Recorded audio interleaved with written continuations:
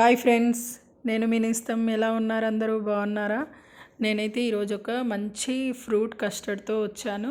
So అదేనండి fruit salad. So మనం అది ఎలా ప్రిపేర్ చేసుకుందామో చూద్దాం. ముందుగానైతే నేను ఒక హాఫ్ లీటర్ మిల్క్ని తీసుకున్నాను. సో దాన్నైతే ఒక బౌల్లోకి అయితే వేడి చేసుకుంటున్నాను. పాలు బాయిల్ అయ్యే లోపల మనమైతే ఫ్రూట్స్ని అయితే తీసుకోవాలి. ఈ ఫ్రూట్స్ని అయితే చిన్న పీసెస్గా కట్ చేసుకోవాలి. నేనైతే ఇక్కడ apple, banana, next pomegranate, black grape, green గ్రేప్స్ని అయితే తీసుకున్నాను. సో ఇవన్నీ చిన్న పీసెస్గా అయితే కట్ చేసుకోవాలి. మనం ఫ్రూట్ సలాడ్ కోసం అయితే కస్టర్డ్ పౌడర్ని అయితే తీసుకోవాలి. ఇక్కడ ఒక 3 టేబుల్ స్పూన్స్ కస్టర్డ్ని అయితే తీసుకున్నాను. ఈ కస్టర్డ్ని మనం మిల్క్లోనైతే కలుపుకోవాలి. ఇక్కడ ఒక 3 టేబుల్ స్పూన్స్ అయితే మిల్క్ని తీసుకున్నాను ఒక గిన్నెలో. సో మనం కస్టర్డ్లోకి అయితే కొద్దిగా పాలను వేసుకుంటూ మనం కలుపుకోవాలి. ఇలా కలిపి పక్కన పెట్టుకోవాలి.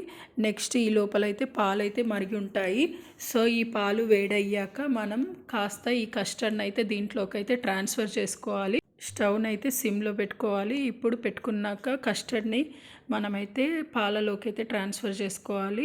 సో కొద్దిగా కలుపుతూ ఉండలు లేకుండానైతే మనం కలుపుకోవాలి. ఈ కస్టర్డ్ని అంతా యాడ్ చేసుకోవాలి. సో నెక్స్ట్ అయితే మనం యాడ్ చేసుకున్న తర్వాత కింద అడుగంటకుండా మెల్లిగా స్పూన్తో కలుపుతూ ఉండాలి.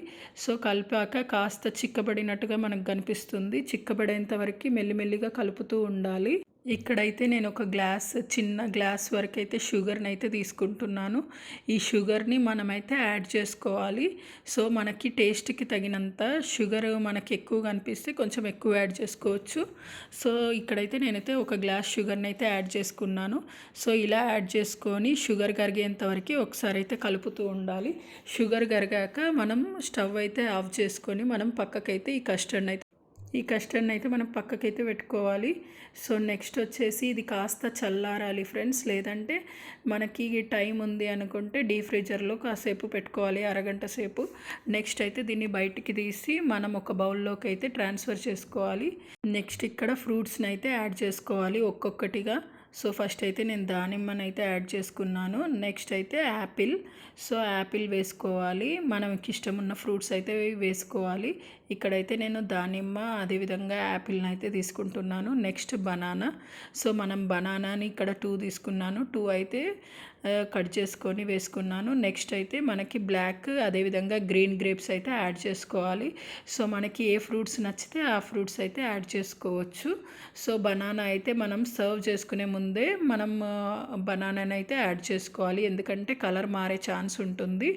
సో ఇక్కడైతే దానిమ్మ ఈ రకంగానైతే మనం ఫ్రూట్స్ అన్నిటినీ యాడ్ చేసుకోవాలి. సో ఇలా ప్రిపేర్ అవుతుంది కస్టర్డ్. సో ఇదన్నమాట ఫ్రూట్ కస్టర్డ్. నచ్చితే like, share and subscribe. So ఇది కూల్గా సర్వ్ చేస్తే చాలా బాగుంటుంది ఫ్రెండ్స్. నచ్చితే please like, share and subscribe friends.